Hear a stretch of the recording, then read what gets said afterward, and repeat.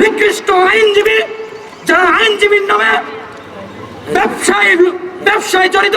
লাঠি সোঁটা নিয়ে পবিত্র আদালত প্রাঙ্গণে এসে আপনারা যে ধৃষ্টতা দেখিয়েছেন, আইনজীবীদের গায়ে হাত তুলেছেন, আপনাদেরও বিচার আমরা প্রার্থনা করি। ধর্ষণ মামলার আসামির বয়স কমানো নিয়ে জামালপুরে আদালত চত্বরে আইনজীবী ও শিক্ষার্থীদের মধ্যে সংঘর্ষের ঘটনায় পাল্টাপাল্টি কর্মসূচি অনুষ্ঠিত হয়েছে।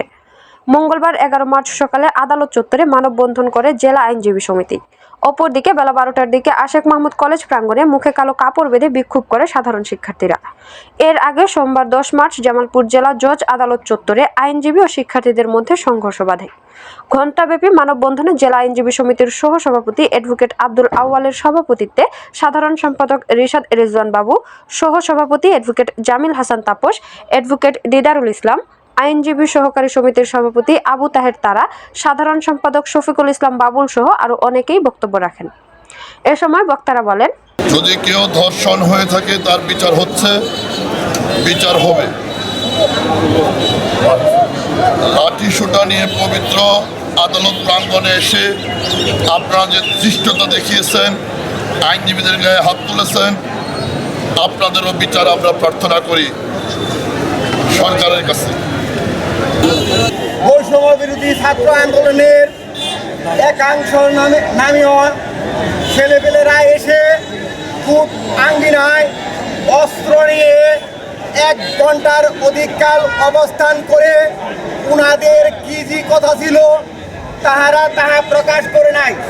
আমরা বুঝতে পারছি একটি ধর্ষণের মামলায় কে বা কারা উকিলতমা দাখিল করেছে। আমরা ধর্ষণ মামলাকে সর্বদাই আমরা অবহেলা করি, ঘৃণা করি।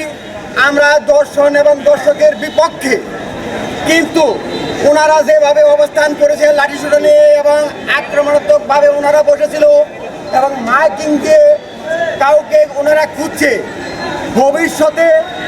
তারপরে আমাদের বিজ্ঞ কয়েকজন বন্ধুকে, সিনিয়র বন্ধুকে আহত করেছে এবং হসপিটালাইজ করেছে। আমরা ইহার তীব্র প্রতিবাদ করি এবং নিন্দা জ্ঞাপন করি। অপরদিকে সরকারি আশেক মাহমুদ কলেজ প্রাঙ্গণে পাল্টা কর্মসূচিতে বৈষম্য বিরোধী ছাত্র আন্দোলন জেলা শাখার আহ্বায়ক মীর ইসহাক হাসান ইখলাস, আমিমুল ইহসান, আফরিন জান্নাত আখি, রেদওয়ান খন্দকার, মাহিন সহ অন্যান্য শিক্ষার্থীরা বক্তব্য রাখেন। এ সময় শিক্ষার্থীরা বলেন, গতকাল সাধারণ ছাত্র জনতার ব্যানারে জামালপুরের সচেতন ছাত্র সমাজ ধর্ষণের বিরুদ্ধে দাঁড়িয়েছিল এবং নিকৃষ্ট আইনজীবী যারা আইনজীবীর নামে ব্যবসায় জড়িত, যাদের নৈতিক স্থলন ঘটেছে, যাদের নৈতিকতার টাকার কাছে বিক্রি, তারা দর্শকের পক্ষে দাঁড়িয়ে জন্ম নিবন্ধন জাল করেছে।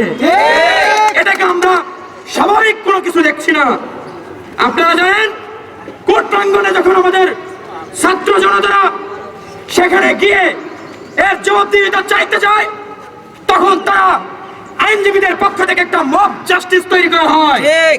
আমরা জানি আমাদের দেশে অনেক আইন আছে এবং এই আইনের মধ্যে একজন যাকে আমরা দোষী বলি বা বিবাদী, তার উকিলের নেওয়ার অধিকার রয়েছে, কিন্তু সেই উকিলের অধিকার নেই একটি কাগজকে জাল তৈরি করার।